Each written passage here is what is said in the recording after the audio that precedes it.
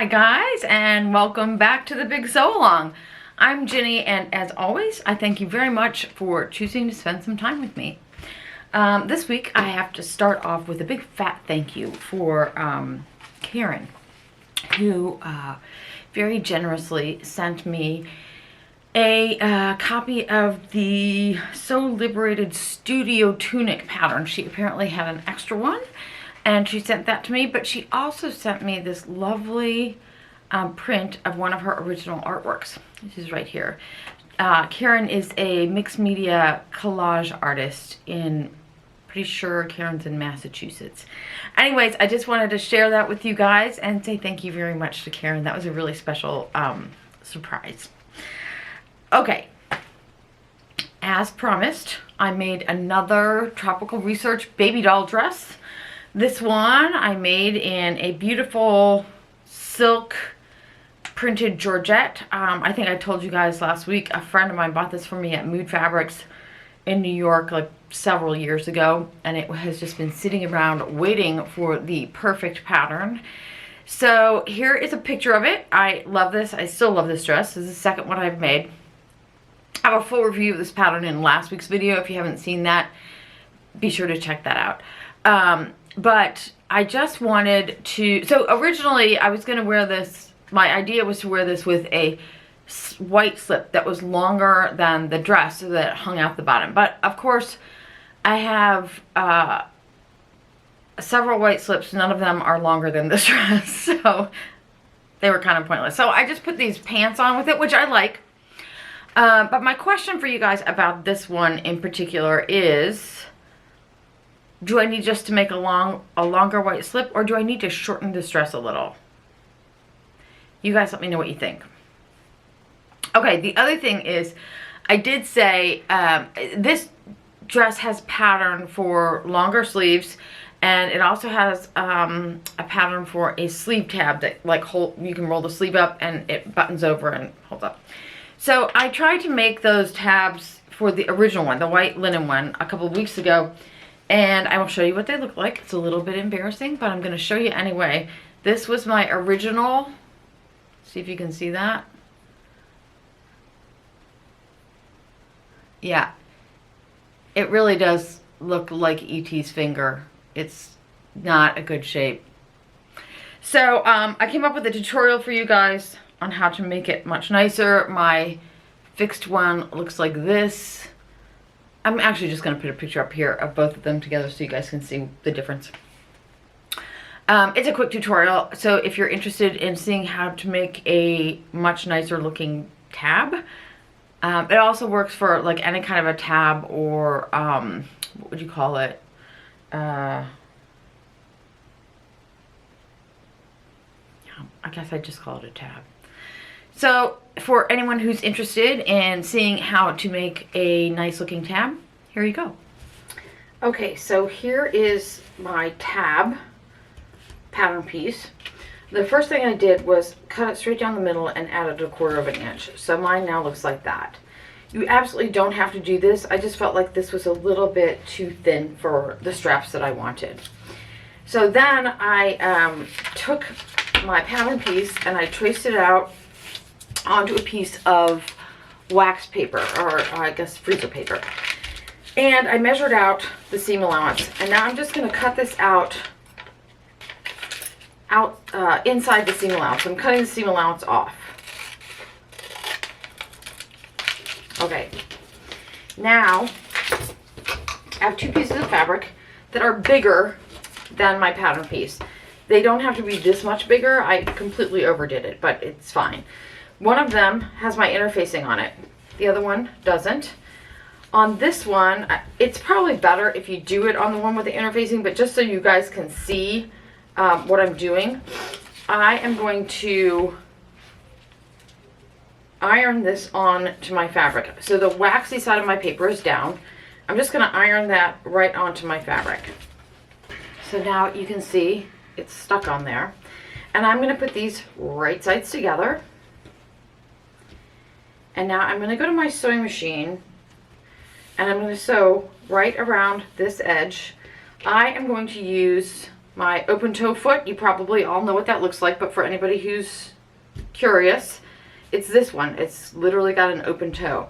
And I'm going to do that because when I sew, if you have your open toe foot like this, you can literally see exactly where your needle is going. This is also why I'm using a bigger piece of fabric than just the pattern, because if you're using an open toe foot, there isn't a lot for the toe to grab on in the middle here. So I want extra fabric so that this this toe on this side has something to grab onto, okay? All right, so now I'm just gonna go sew this all the way down. When I get down to here, I am gonna shorten my stitch considerably and just go really slowly, and you may have to pivot a little bit as you go around. Then again, when we get back up here, we're gonna go straight up. Okay, let's see how it looks. Okay, so that is my tab sewn, and let's just peel this off. And you can reuse this usually for 1 or 2 more times. I don't know if you guys can see that, but it's pretty even. And you might be able to see, like right around here, around the curve, I used really small stitches. So along here, my stitch is at its regular stitch length, which is about 2.5.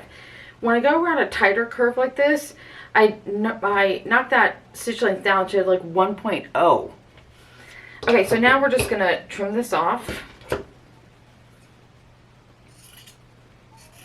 I also used, I hope you can see it, I used contrasting stitch thread here so you could see a little better, and I thank you, Cheryl, for that suggestion. I'm going to trim this pretty close. And then I'm going to go in and clip in here in my curve all the way around, being careful not to cut my stitching. And now we're just going to turn this right side out.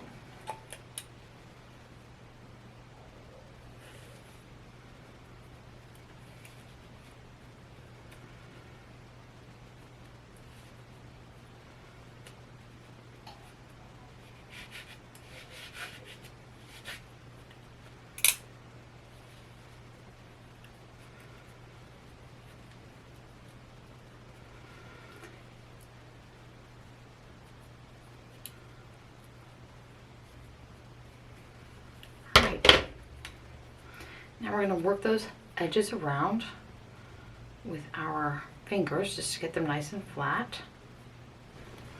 All right, so that's what we look like.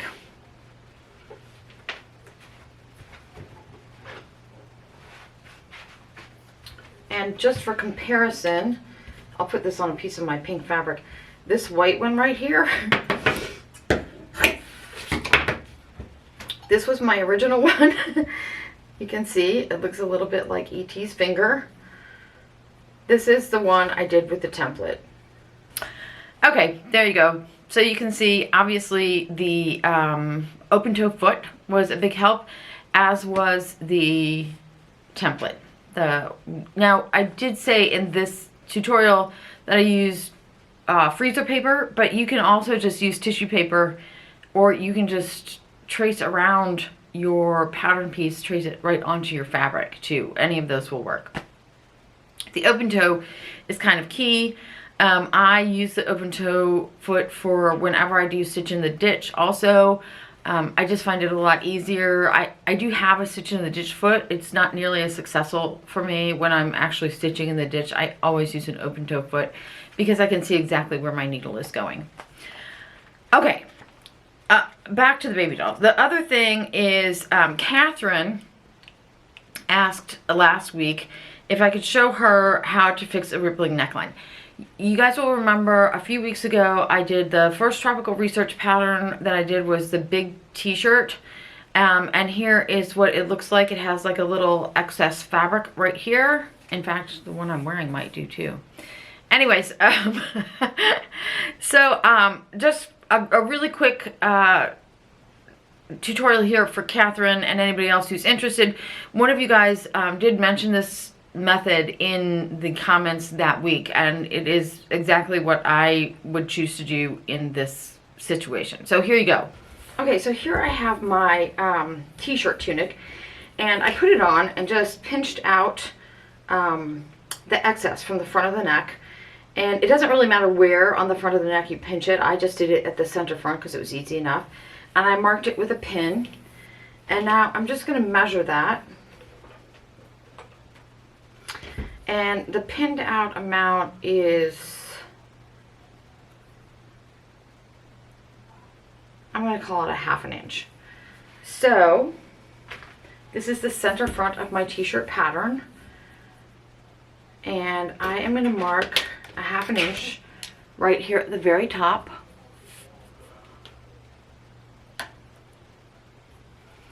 Right here. And I'm just going to take my ruler and I'm going to lay it down here, and we're just going to taper that out to nothing. We're going to go as far down as we can. So that looks pretty good.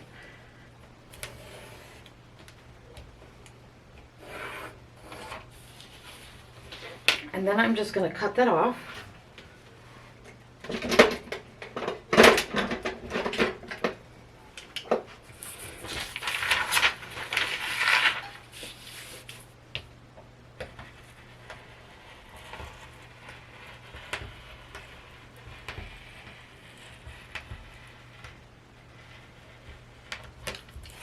I'm just going to double check. You can see right there's a little bit of a point. I'm just going to clip that off, because you want this to still be a straight line. And now you're still just going to cut this on the fold just like you would before. All right, so how's that? 2 tutorials in 1 week. That last one wasn't really a tutorial, but okay, the only other thing I have to share with you guys is I did make a new pair of pants.